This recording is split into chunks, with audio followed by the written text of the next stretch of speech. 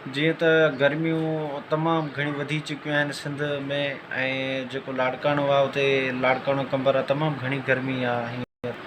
ऐं उन सां गॾोगॾु वरी जेको ज़रई पाणी आहे हींअर ताईं राइस कैनाल में न छॾे वियो आहे, ऐं तंहिंखां पोइ सॼो ज़िलो कंबर हींअर मुतासिर थियो आहे, पाणी न आहे। ऐं ख़ासि करे वार ऐं नसीराबाद तालुका तमामु घणा मुतासिर थिया आहिनि।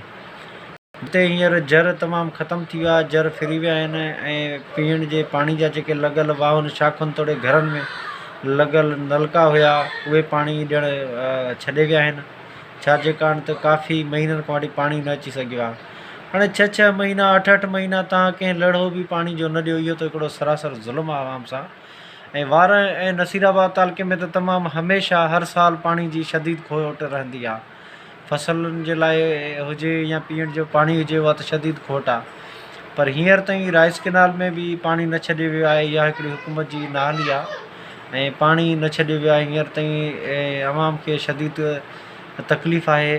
ऐं पाणी छॾियो वञे, हींअर असांजो मुतालबो आहे त पाणी छॾियो वञे।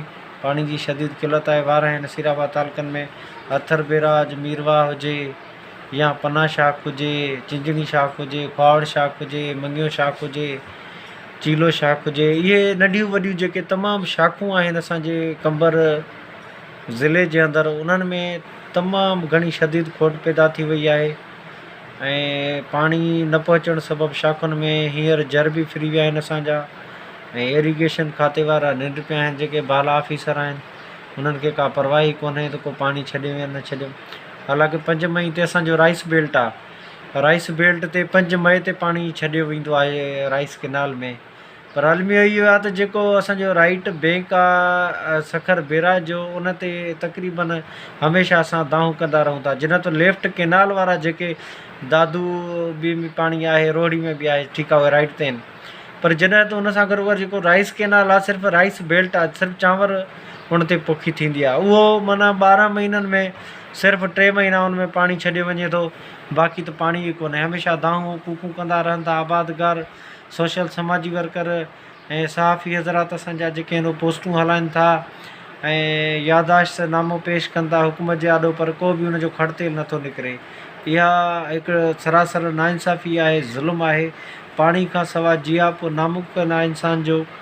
जॾहिं त सखर बेराज जे लेफ्ट साइड वञो त उते ॾिसो रोहिड़ी कैनाल आहे, अलाए कहिड़ा कहिड़ा फुलेली, अलाए कहिड़ा कहिड़ा कैनाल आहिनि जेके 12 महीना वहनि था, ऐं उते ख़ुशहाली आहे।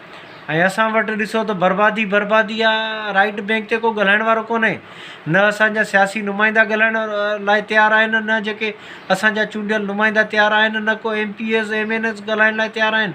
त आख़िर जेको सखर बेराज जो राइट कैनाल आहे, राइट जेको बैंक आहे, उन ते एॾी बिना वजह बि छो आहे?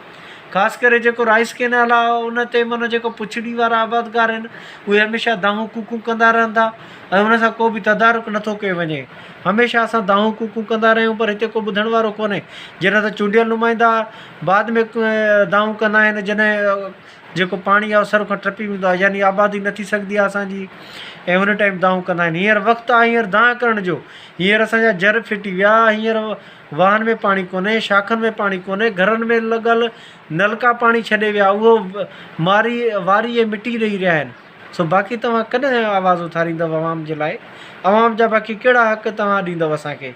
जेके बुनियादी शयूं आहिनि, जेके जाइज़ मुतालबा आहिनि, उहे पूरा नथा कयो त बाक़ी असांजा मुतालबात कीअं पूरा थींदा? सो ख़ुदा रा वक़्तु सिर पाणी ॾियो। वार नसीराबाद तालुके जी आवाम दाहूं कूकूं करे रही आहे, उन्हनि दाहुनि जो अज़ालो कयो, पाणी ॾियो, ज़रई पाणी ॾियो। छो नथा ॾियो हींअर ते पाणी?